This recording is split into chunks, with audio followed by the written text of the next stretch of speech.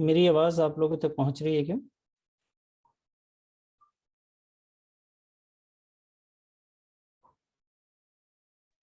Yes, sir.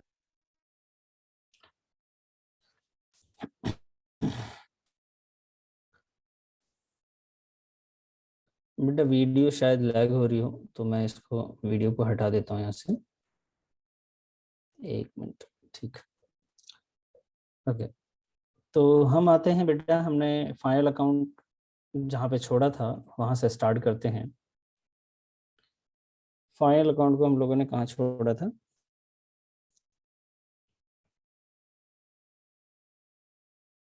हमने कुछ adjustments पढ़े थे बच्चे। जितना बता सकते हैं क्या पढ़ा था हम लोगों ने लास्ट क्लास में? Sir, abnormal losses पड़ेगा ओके और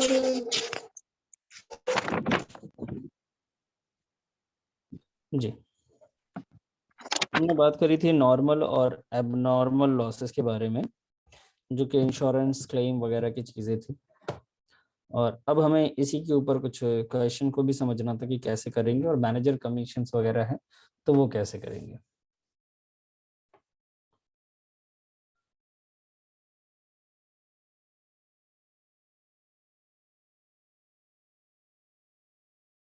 दिख रहा है बेटा?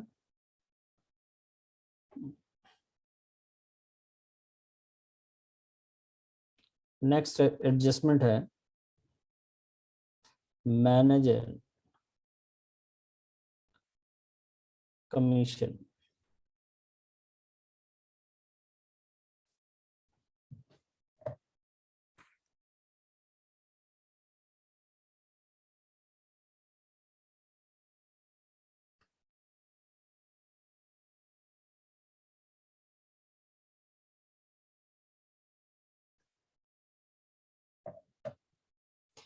बेटा मैनेजर कमीशन दो तरीके के होते हैं।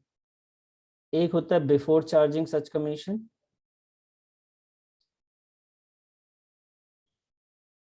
ये दो तरीके से कैलकुलेट होते हैं बेटा। एक होता है नेट प्रॉफिट पे कैलकुलेट होता है, और ये नेट प्रॉफिट होता है बच्चे बिफोर चार्जिंग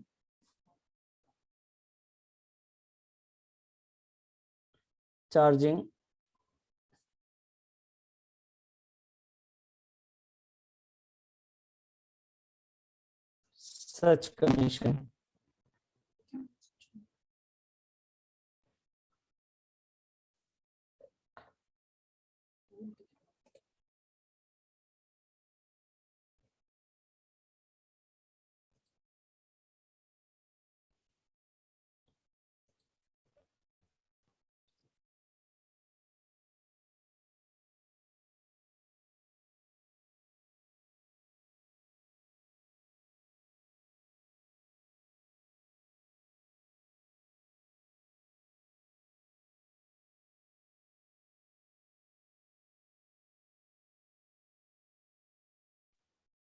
बेटा आपको सही से दिख रहा है क्या? थोड़ा थोड़ा ब्लर है सर, वैसे समझ तो आ रहा है। समझ आ रहा है। एक होता है बच्चे net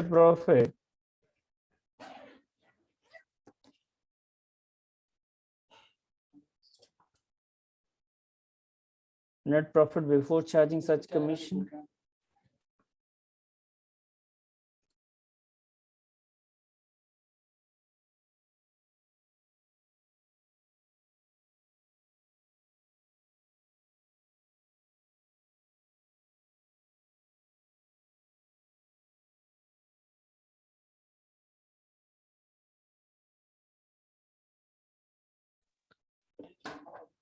net profit after charging such commission होता है बच्चे।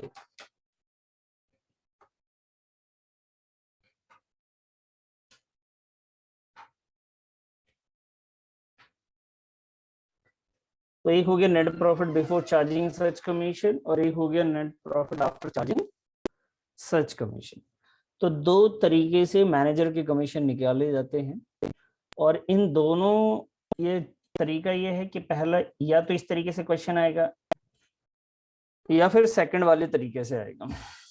लेकिन ये तो कैलकुलेशन के तरीके हो गए, ये कैलकुलेशन के मेथड हो गए कि मैनेजर कमीशन आप कैसे कैलकुलेट करेंगे। उससे पहले हमें ये भी जानना होता है कि मैनेजर कमीशन अगर होगा तो उसको हम दिखाएंगे कहाँ। तो मैनेजर कमीशन कभी भी ट्रायल बैलेंस में नहीं होता है, एडजस्टमेंट में जब भी होगा तो मैनेजर कमीशन को आप एक तो प्रॉफिट एंड लॉस अकाउंट में डेबिट साइड लिख देंगे, और डेबिट साइड लिखने के बाद आप वहां लिखेंगे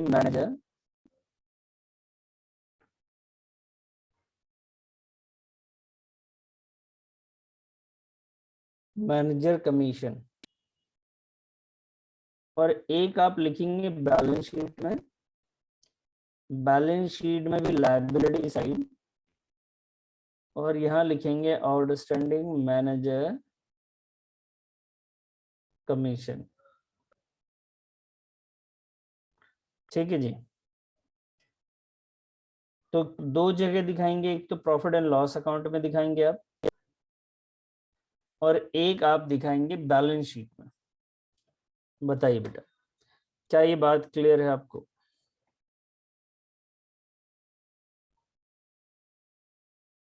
yes sir.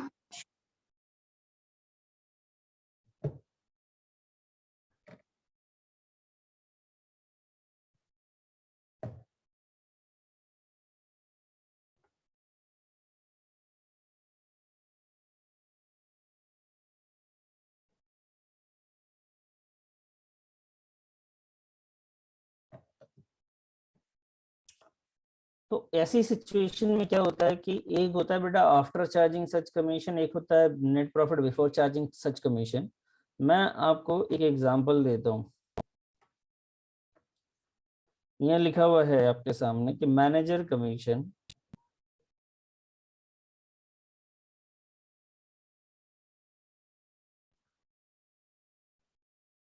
At the rate of 10% on net profit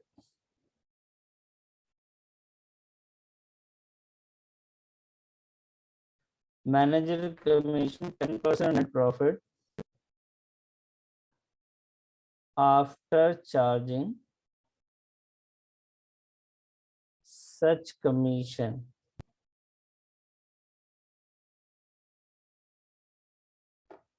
after charging such commission,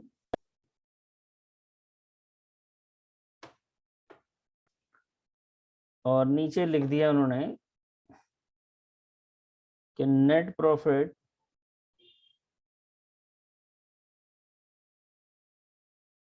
rupees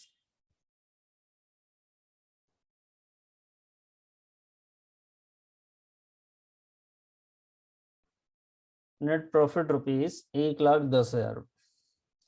तो भाई ये हो गया मैनेजर कमीशन, 10% नेट प्रॉफिट पे निकालना है, लेकिन ये net profit after charging such commission होना चाहिए, और ये नेट प्रॉफिट 1,10,000 रुपए का होना चाहिए। ठीक है, एक ये नेट प्रॉफिट 1,10,000, आगे लिखा हुआ है before charging, before charging such commission. जी ये जो नेट प्रॉफिट है ना, ये आफ्टर चार्जिंग सच कमीशन नहीं है, ये before charging such commission. Manager commission 10% निकाला जाएगा किस पे, नेट प्रॉफिट पे, लेकिन ये आफ्टर चार्जिंग सच कमीशन होगा। कहने का मतलब उस नेट प्रॉफिट पे आप कैलकुलेट करेंगे जो नेट प्रॉफिट में से मैनेजर की कमीशन को माइनस कर दिया गया था।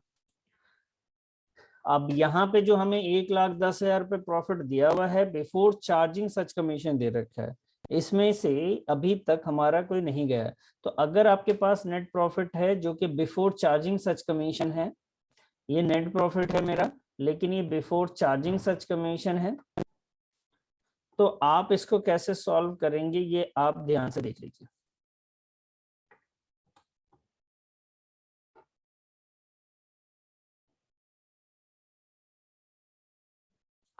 तो बेटा कैसे सॉल्व करेंगे, आप निकालेंगे manager commission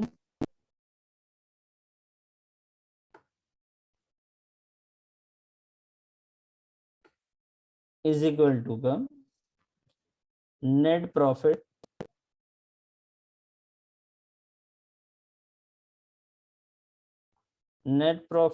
before charging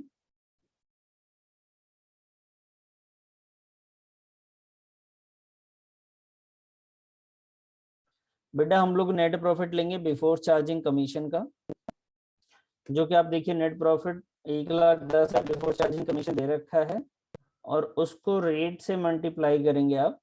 rate बोले तो कितना परसेंट निकालना है, 10%, तो 10 से आप यहाँ पर मल्टीप्लाई करेंगे, डिवाइडेड करेंगे 100 प्लस रेट से। डिवाइड किससे करेंगे बेटा, 100 प्लस रेट से। ऐसा कब करेंगे, ऐसा हम लोग तब करेंगे जब हमें क्वेश्चन में मैनेजर कमीशन 10% लिखने के बाद उन्होंने बोला net profit after charging commission होना चाहिए, जबकि हमारे पास जो प्रॉफिट अवेलेबल है बिफोर चार्जिंग है, हमें कमीशन निकालना था आफ्टर चार्जिंग पे। तो ऐसी सिचुएशन में रेट अपॉन 100 प्लस रेट करना पड़ता है। इसको आप सॉल्व करेंगे तो net profit before charging such commission हमारे पास है बच्चे 1,10,000। रेट जो था हमारा वो था 10%, और प्लस रेट फिर से 10%। इसको और सॉल्व कर लीजिए, ये हो गया जी 1,10,000 इंटू 10 डिवाइडेड बाई 110। ये 0 से 0 हटा दीजिए, 11 से ये 11 हटा दीजिए, तो ये होता है 1 2 3 4, 1 2 3 4, 10,000 हमारा मैनेजर कमीशन बना। आप बताइए मुझे, थोड़ा बहुत भी आपको समझ में आया है या कोई प्रॉब्लम हो रही है तो मैं आपको समझाऊं। बोलिए चेतना जी।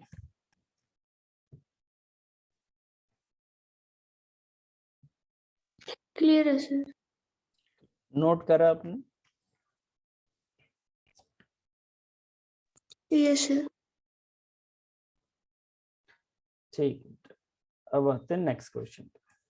नेक्स्ट एग्जांपल देता हूं आपको इसी से रिलेटेड।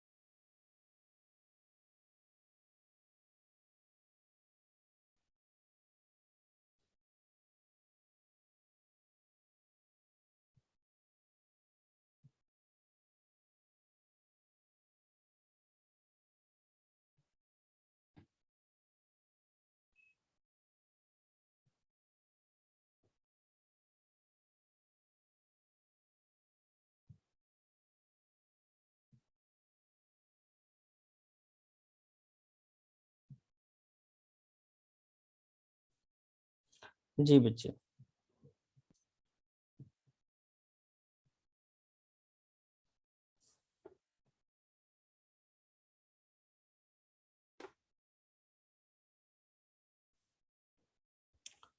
तो हम क्या करेंगे,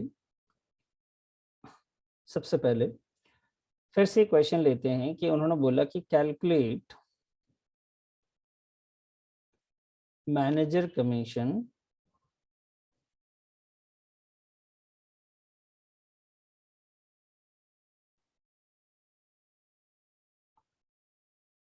कैलकुलेट मैनेजर कमीशन 10% ऑन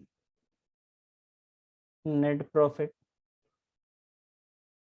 तो बोला कि कैलकुलेट कीजिए मैनेजर कमीशन को 10% है नेट प्रॉफिट पे, लेकिन ये नेट प्रॉफिट जो होना चाहिए वो होना चाहिए बेटा आफ्टर चार्जिंग सच कमीशन। ऐसा इन्होंने बोला कि जो मैनेजर कमीशन होना चाहिए वो आफ्टर चार्जिंग सच कमीशन होना चाहिए। ठीक है, बात खत्म हो गई। अब आगे लिखा हुआ है कि नेट प्रॉफिट जो है आपके पास रुपीज,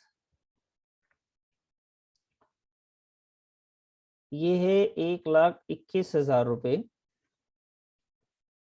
लेकिन ये है before charging such commission, before charging such commission. तो मुझे आप प्लीज आप मुझे सॉल्व करके दिखाइए कि नेट प्रॉफिट पे जब आप कैलकुलेट करेंगे तो मैनेजर कमीशन क्या आएगा। आप कर लीजिए एक बार।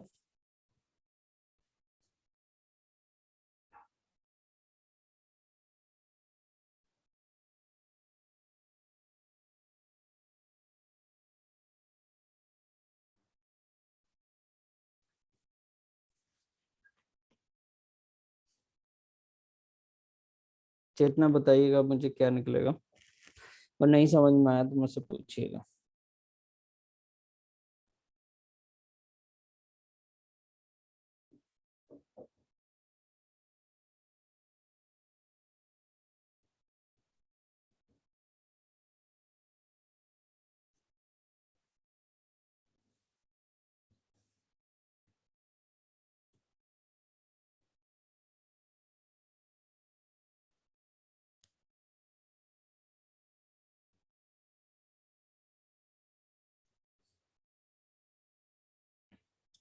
निकाल ली चेतना।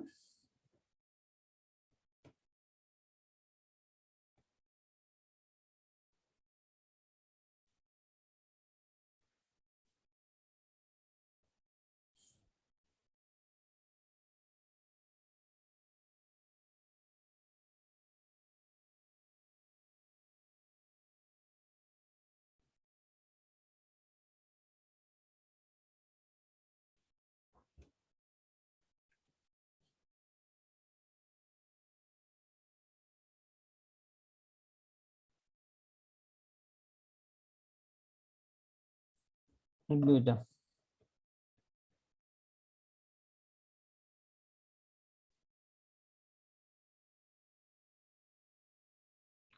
मैनेजर कमीशन जो हमें कैलकुलेट करना है वो करना है किस पे, क्वेश्चन ने क्या बोला, नेट प्रॉफिट पे करना है, लेकिन आफ्टर चार्जिंग। हमारे पास तो नेट प्रॉफिट बिफोर चार्जिंग है,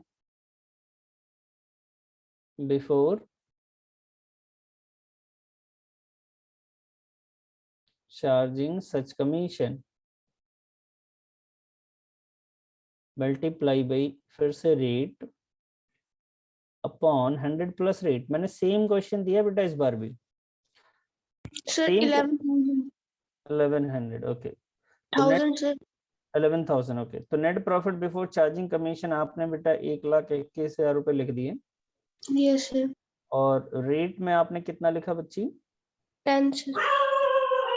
और ये 100 प्लस 10, 10। ये 121,000 इंटू का 10 upon 110।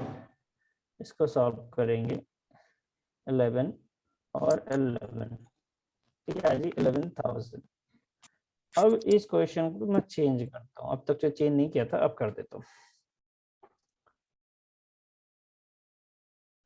Calculate manager commission 20% on net profit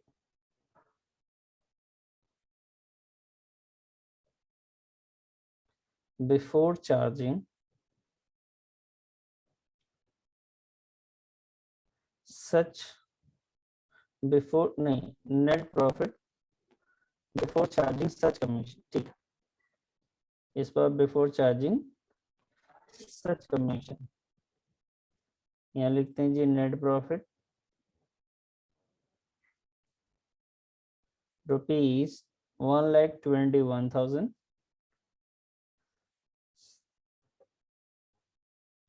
1,21,000। आगे लिखते हैं before charging such commission.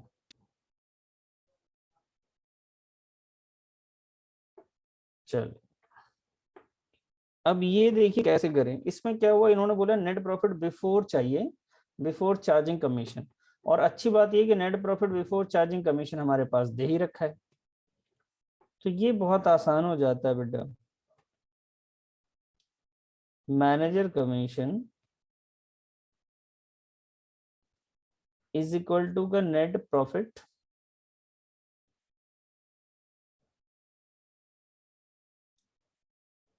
Before charging commission multiply by rate upon 100 लिखना होता है बस। तो net profit before charging commission की जो वैल्यू है वो 1,21,000 है। रेट की जो वैल्यू है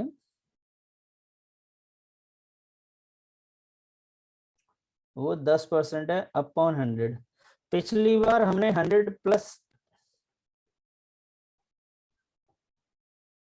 जी, पिछली बार हमने 100 के साथ साथ हमने प्लस भी किया था, प्लस रेट किया था। इस बार नहीं करना। क्यों नहीं करना? क्योंकि क्वेश्चन ने बोला है कि मैनेजर का commission net profit before charging ही चाहिए, बिफोर चार्जिंग सच कमीशन चाहिए, और नेट प्रॉफिट बिफोर चार्जिंग ही दे रखा है बेटा। जब जो चीज चाहिए और वही चीज दे रखी है तो आपको ऐसा करने की कोई जरूरत नहीं है, बस इसे सॉल्व करेंगे आप। सर 20% है ना? ओके सॉरी बेटा, ये 20% था। 20% निकाल लीजिए।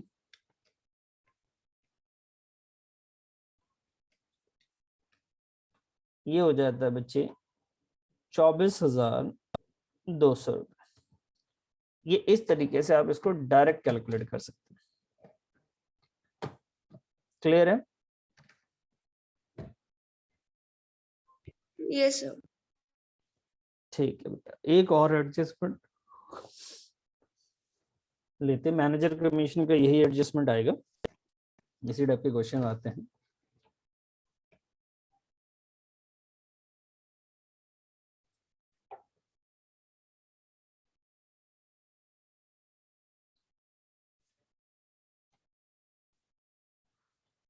यहाँ लेते हैं भाई, ये है बेटा इंटरेस्ट ऑन इन्वेस्टमेंट।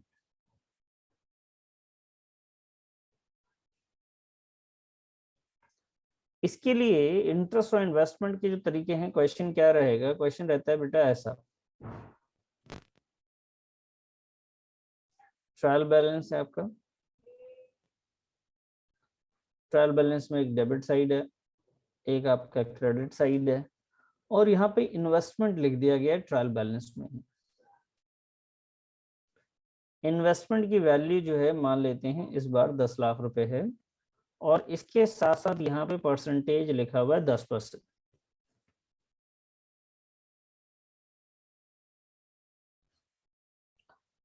और कुछ नहीं लिखा हुआ ट्रायल बैलेंस के, ना बाहर कुछ है ना अंदर में कुछ है, किसी के बारे में कुछ नहीं है। ऐसी सिचुएशन में आप क्या करेंगे कि इन्वेस्टमेंट तो बेटा आपका एसेट्स होता है और आप एसेट्स में लिख देंगे, लेकिन ये 10% जो इंटरेस्ट है वो हमारे लिए इनकम होनी चाहिए। और ट्रायल बैलेंस में कहीं नहीं लिखा हुआ कि इंटरेस्ट और इन्वेस्टमेंट रिसीव हुआ है। तो अब हम क्या करें? तो बेटा हम एक प्रॉफिट एंड लॉस अकाउंट का फॉर्मेट बनाएंगे, और एक हम अच्छा सा बैलेंस शीट का भी फॉर्मेट बना लेंगे। बैलेंस शीट में तो हम लिख देंगे जी 10% इन्वेस्टमेंट,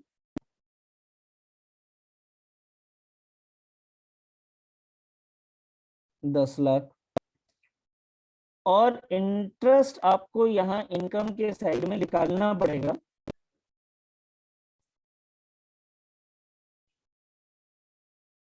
इंटरेस्ट और इन्वेस्टमेंट, इन्वेस्टमेंट की वैल्यू है 10 लाख, इनटू का कितना परसेंट? 10%। 10 लाख का 10% होता है 1 लाख, और ये हमें मिला नहीं तो इसलिए एसेट्स में भी लिखने पड़ेगा accrued interest on investment.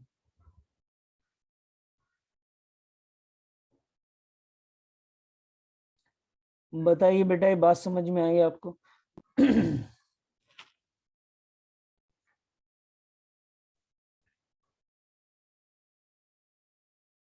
Yes clear. ये एक क्वेश्चन हमने छोटा सा लिया। अब इसी का एक और पार्ट हम लोग ले लेते हैं।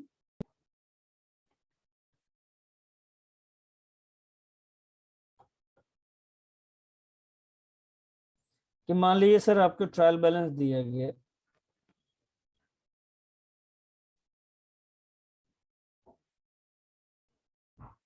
ट्रायल बैलेंस में एक डेबिट साइड है, क्रेडिट साइड है।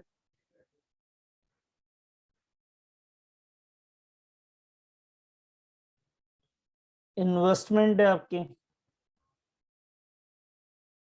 10 लाख की,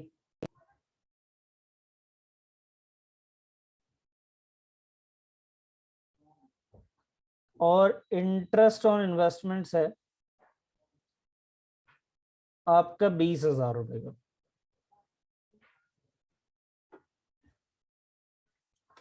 अब इसे करना है सॉल्व।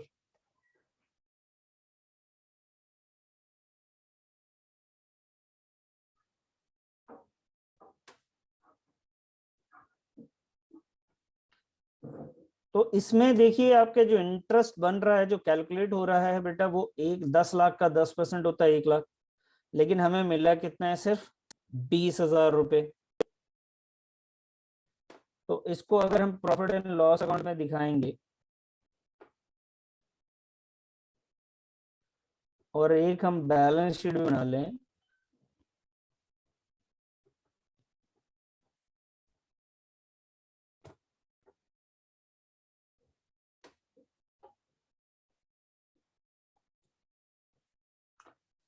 तो बेटा बैलेंस शीट में तो आपके पास आ जाएगा 10% इन्वेस्टमेंट,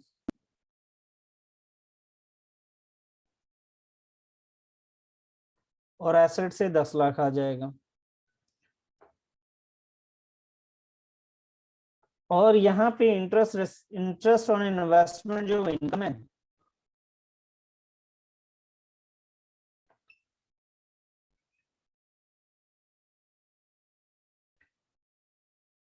ये आपके 20,000 है।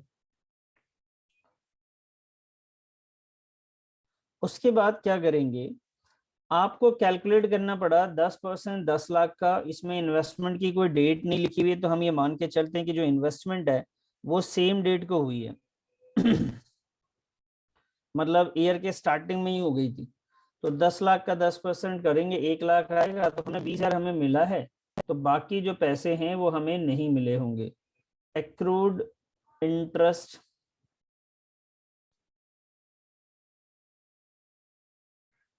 इन्वेस्टमेंट 80,000 बेटा, टोटल मिला के हो गए आपके 1 लाख रुपए। और ये जो एक्रूड है वो आपको एसेट्स में भी दिखाना है।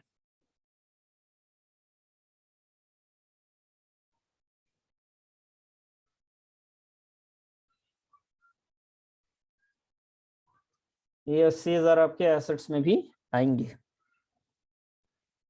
बताइए बेटा, क्लियर है? Yes clear. कोई डाउट तो नहीं चाहिए किसी तरीके का?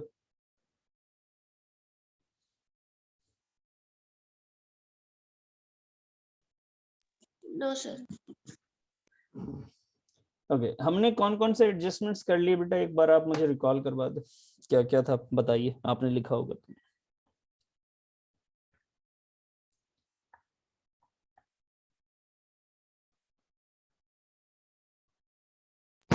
सर क्लोजिंग स्टॉक, ठीक है, आउटस्टैंडिंग, ओके, क्लोजिंग स्टॉक हो गया हमारा, आउटस्टैंडिंग्स, एक्सपेंस। Yes sir. जी, एक्रूड इनकम, हाँ जी, एक्रूड इनकम भी। प्रीपेड एक्सपेंसेस, जी बच्ची, प्रीपेड एक्सपेंस हो गया। और advance income received, advance income, ठीक है, ये भी हो गया। Depreciation on fix assets, depreciation, ठीक है बेटा। इंटरेस्ट ऑन लोन, जी बेटा, इंटरेस्ट ऑन लोन हुआ 7। बैड डेब्ट्स, बैड डेट्स हो गया, provision for doubtful debts, provision for doubtful debts भी हो गया, interest on capital, interest on capital कर लिया हम लोगों ने, एबनॉर्मल लॉसेस, हाँ जी, एबनॉर्मल लॉसेस हो गए, मैनेजर कमीशन। और ये मैनेजर कमीशन। ठीक है जी, तो ये यहाँ तक ऑलमोस्ट हो गया एक तरीके से। तो सब हो गए, कुछ तो रह तो नहीं रहा? No sir. आई थिंक सब कवर हो गए ना, यस। प्रैक्टिस रह रही है क्वेश्चन की। ठीक है, चलिए एक चीज आपको, एक हिडन एडजस्टमेंट्स बताता हूँ। जैसे ये जो ट्रायल बैलेंस हमने बनाया, और ट्रायल बैलेंस के अंदर जितनी भी चीजें होती हैं और उसी में कोई एडजस्टमेंट है, जैसे अभी हमने किया इन्वेस्टमेंट के आगे परसेंटेज लगा हुआ था, तो बेटा ये हिडन एडजस्टमेंट्स कहते हैं इसे, ठीक है, एम्प्लॉयड एडजस्टमेंट्स कहते हैं, जिसको हमें समझना होता है। और उसके बाद अगर आप बात करें एम्प्लॉयड एडजस्टमेंट्स में, तो एक और एडजस्टमेंट है जो मैं आपके सामने रख रहा हूँ। जैसे मान लीजिए ये आपका छोटा सा ट्रायल बैलेंस है, ये काफी इंपॉर्टेंट होगा क्वेश्चन ये वाला, ठीक है। ये ट्रायल बैलेंस एक डेबिट है और ये क्रेडिट है, और इसमें ना बेटा वेजेस है, और यहीं पे एक आउटस्टैंडिंग वेजेस भी है, एक सैलरी है, और यहाँ पे बेटा एडवांस सैलरी भी है, एक रेंट है। तो यहाँ पे रेंट रिसीव लिखता हूँ मैं, रेंट रिसीव है, तो यहीं पे एडवांस रेंट रिसीव भी है, मतलब ट्रायल बैलेंस के अंदर ही दे रखा है। इंटरेस्ट ऑन इन्वेस्टमेंट भी है, और एक्रूड इंटरेस्ट भी है, ओपनिंग स्टॉक, तो इसी में क्लोजिंग स्टॉक भी है। ये कुछ बातें मैं आपको मोटे मोटे बता दूं। वेजेस दे रखा है आपको बेटा, मान लेते हैं 10,000, आउटस्टैंडिंग वेजेस है 1,000, सैलरी है 20,000, तो ये है 2,000, रेंट रिसीव है 40,000, तो ये है 4,000, इंटरेस्ट और इन्वेस्टमेंट है 4,000, तो एक्रीड इंटरेस्ट जो है वो है, ये भी है 4,000, ओपनिंग स्टॉक है 20,000, तो क्लोजिंग स्टॉक भी है बेटा 20,000। अब मुझे बताना है कि ये इनका क्या करेंगे। अब आपको प्रिपेयर करना है फाइनल अकाउंट, तो फाइनल अकाउंट में कई बार ये दे देते हैं अंदर ही और बोलते जी बनाइए आप, ठीक है। अब आपको फाइनल अकाउंट बनाना है, एक ट्रेडिंग भी बनाना है, एक पीएनएल भी बनाना है, और एक बैलेंस शीट भी बनानी है। बताइए मुझे वेजेस को कहाँ लिखेंगे? सर ट्रेडिंग अकाउंट में। Very good. और आउटस्टैंडिंग वेजेस का क्या करेंगे? Sir liability side balance sheet. और प्लस प्लस माइनस कुछ होगा? सर वेजेस में ऐड हो जाएंगे आउटस्टैंडिंग वेजेस। वेरी गुड, अच्छा। अब बताइए मुझे, तो ये मैंने बना लेता हूँ एक फॉर्मेट छोटा सा, प्रॉफिट एंड लॉस,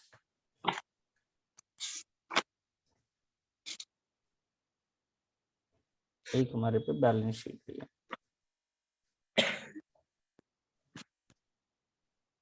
चलिए, तो सबसे पहले मुझे बताइए, आपने बोला वेजेस को मैं ट्रेडिंग अकाउंट में लिख दूं,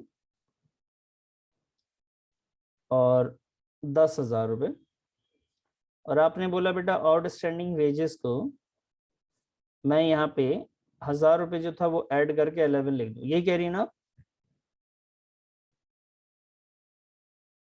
यस सर। हाँ बच्चे, लेकिन ये गलत है, ऐसा नहीं कर सकते आप। आपको ये 10,000 सिर्फ ट्रेडिंग में लिखना था, और ये आउटस्टैंडिंग वेजेस को बेटा बैलेंस शीट में जाके लायबिलिटी साइड लिखनी है बस। सर ऐसा क्यों? बेटा ऐसा इसलिए क्योंकि देखिए, मैंने एडिशनल इंफॉर्मेशन जो होता है वो एडजस्टमेंट होता है। ट्रायल बैलेंस में अगर कोई चीज लिखी हुई है ना चेतना, तो इसका ये मतलब है कि उसकी ऑलरेडी एंट्री हो चुकी है, उसको आप एडजस्ट कर चुके हो जहां करना था। ये वेजेस में ऑलरेडी ऐड हो चुका है बच्चे, इसको आप कुछ नहीं करना है, ये इसका एडजस्टमेंट नहीं है, ये एक एक्सपेंस और एक लायबिलिटी की तरह ट्रीट करेंगे। इसका भी एडजस्टमेंट हो चुका है, इसको भी प्लस माइनस कुछ नहीं करना आपस में, इनको भी प्लस माइनस नहीं करना है। और आपको एक बात और भी बताई थी मैंने कि ट्रायल बैलेंस में जो भी आइटम होते हैं वो सिर्फ एक ही जगह जाते हैं, दूसरी जगह नहीं जाते, दो जगह नहीं रिकॉर्ड होता है, क्योंकि उसके डबल एंट्री ऑलरेडी हो चुकी होती है। इसी तरीके से इसको भी एक ही जगह लिखेंगे, इनको भी सिर्फ एक ही जगह लिखेंगे। देखिए अच्छी बात है कि क्लोजिंग स्टॉक को भी एक जगह लिखना है, इसको भी दो जगह नहीं रिकॉर्ड करनी है। तो आइए मैं आपको दिखाऊं, हमने वेजेस को एक जगह लिख दिया, आउटस्टैंडिंग वेजेस को हमने बैलेंस शीट में लायबिलिटी साइड दिखा दिया। फिर आइए बेटा, ये क्या लिखा हुआ है, सैलरी, और क्या लिखा हुआ है, एडवांस सैलरी। बताइए सैलरी कहाँ जाएगी बच्चे,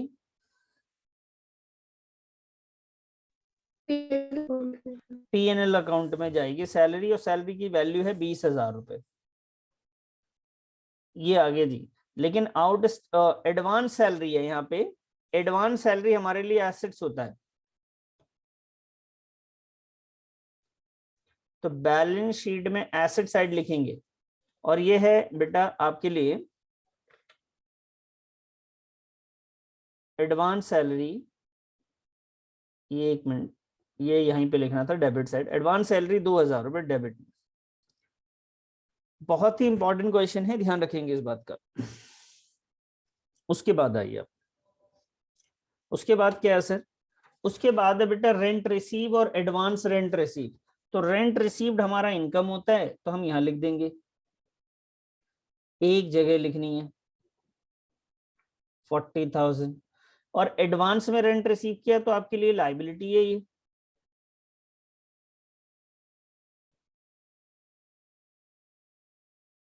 $4,000। उसके बाद है इंटरेस्ट और इन्वेस्टमेंट इनकम होता है, एक्रूड इंटरेस्ट आपके लिए एसेट्स है, यहां लिखेंगे जी इंटरेस्ट ऑन इन्वेस्टमेंट। और इसी का जो एक्रूड है वो यहां आ जाएगा एसेट्स में, एक्रूड इंटरेस्ट एसेट्स होता है, इंटरेस्ट ऑन इन्वेस्टमेंट आपकी इनकम होती है। ये इनकम कितनी की है भाई, इंटरेस्ट ऑन इन्वेस्टमेंट है 4,000,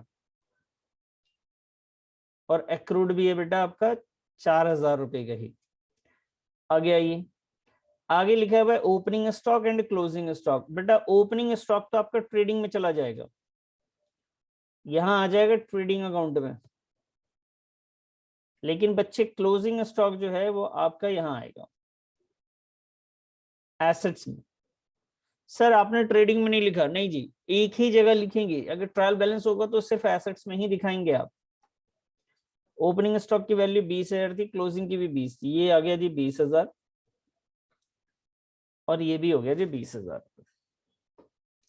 क्लियर है जी, यस सर। तो ये अगर कोई एडजस्टमेंट आपको देखने में लग रहा है कि ये तो एडजस्टमेंट के नाम पे हम लोगों ने पढ़ा था और ट्रेडिंग में है, तो आप इतना क्लियर समझ लीजिए कि उसको आप एक जगह ही लिखेंगे, उसके बाद दूसरी जगह आप नहीं लिखेंगे। और ट्रीट कैसे कैसे पहचानेंगे कि कहाँ लिखना है, तो ये पहचानने का तरीका बेटा ये है कि आप उसको उस नजर से देखिए कि ये इनकम है एक्सपेंस है। जैसे एक्रूड इंटरेस्ट लिखा हुआ है तो एक्रूड वर्ड लग गया एसेट से।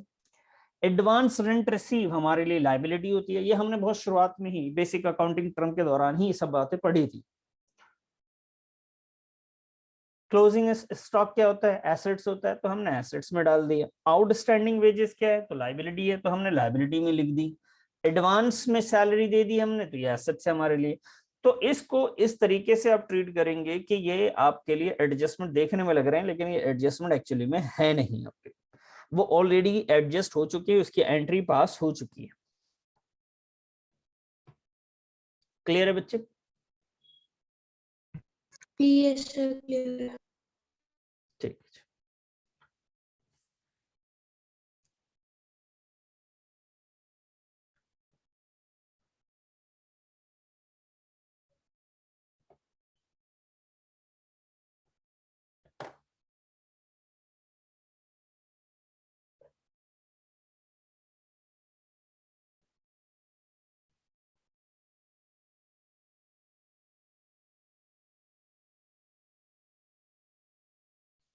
अगर एक बात बताइए, मैनेजर कमीशन आपको ट्रायल बैलेंस में दे रखा है बेटा, मान लीजिए ट्रायल बैलेंस है आपका,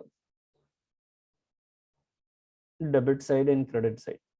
और यहाँ दे रखा है आपको मैनेजर कमीशन।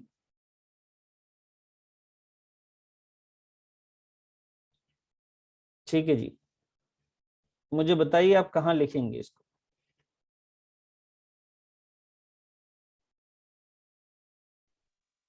P&L हाँ जी, ये सिर्फ प्रॉफिट एंड लॉस अकाउंट में लिखाएगा, only profit and loss account में, इसके अलावा आपको कहीं भी नहीं लिखना है। ठीक है, ऐसी लॉस बाय फायर ये दे रखा है, ये है भी एडजस्टमेंट, कई बार एडजस्टमेंट पढ़ते हैं, लेकिन ये भी पीएनएल अकाउंट में लिखना है, एक्सपेंस मानना है। आपको इंटरेस्ट ऑन कैपिटल दे रखा है,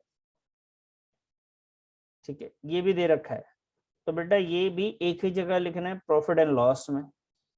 एडजस्टमेंट आपने पढ़ा था इंटरेस्ट ऑन लोन, ये भी ट्रायल बैलेंस में अगर गिवन है तो सिर्फ बेटा एक ही जगह लिखना है, वो भी क्या है, profit and loss account, profit and loss account.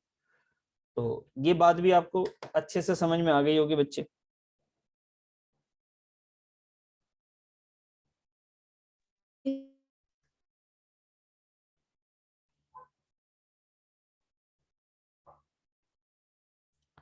कोई प्रॉब्लम नहीं हुई। चलिए, आपका कोई डाउट है तो मुझसे पूछ लीजिए, नहीं तो मैं और थोड़ा सा आगे बढ़ता हूँ।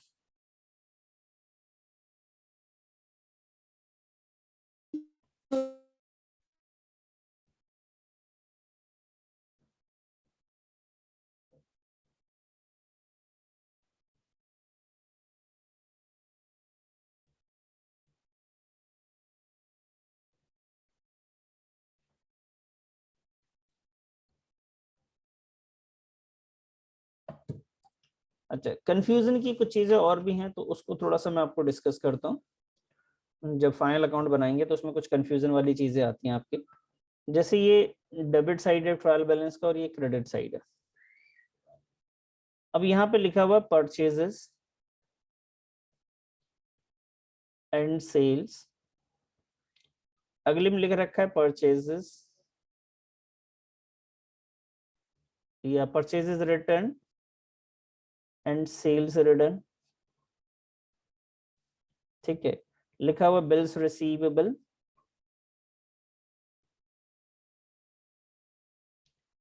And bills payable. यहाँ वैल्यू है बेटा 10,000, 20,000, 30, 40, 50,000 और ये है 60,000। मुझे बताइए कि इसमें से 10,000, 20,000, ये 10,000 कहाँ जाएगा और किस नाम से जाएगा, ये बता दीजिए आप, मैं आप समझ जाऊंगा, आपकी कंफ्यूजन दूर होगी। फटाफट बता दीजिए।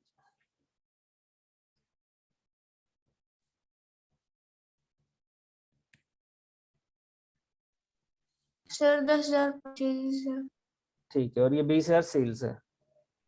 Yes sir. अब बताइए परचेज, ये 30,000 क्या है, sir sales return. Sales return है। वेरी गुड, देखने में परचेज रिटर्न लग रहा है, लेकिन सेल्स रिटर्न इसलिए है क्योंकि सेल्स रिटर्न में डेबिट बैलेंस होता है बच्चे। ठीक है, सेल्स रिटर्न हमारा जो होता है वो डेबिट बैलेंस होता है। तो ये वाली जो वैल्यू है, ये है आपका सेल्स रिटर्न, ये है आपका सेल्स रिटर्न, और यस ये सर। वाली वैल्यू है आपकी सेल्स। इसमें बिल रिसीवेबल कौन सा है,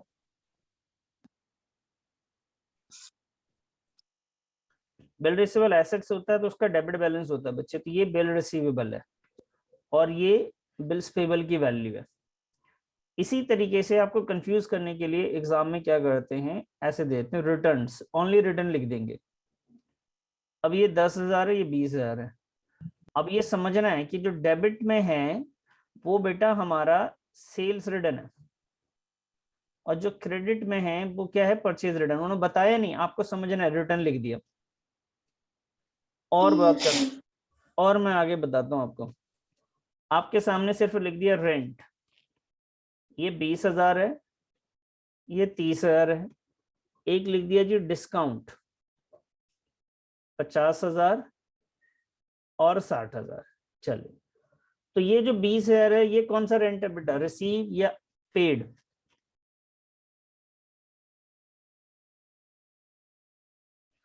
ये रेंट, ये रिसीव्ड है बेटा, ये इनकम, ये सॉरी ये पेड है,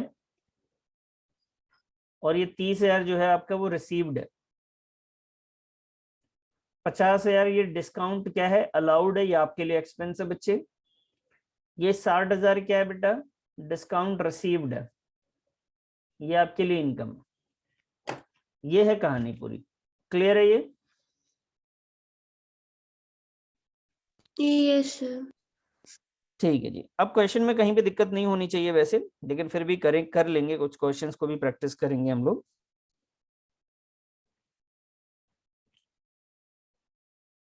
मिलते हैं बच्चे नेक्स्ट क्लास में। एक बार रिवाइज कर लीजिएगा सारे एडजस्टमेंट्स, और जो टफ क्वेश्चंस होंगे वो देखेंगे हम लोग। Yes. Okay, bye bye. Bye sir.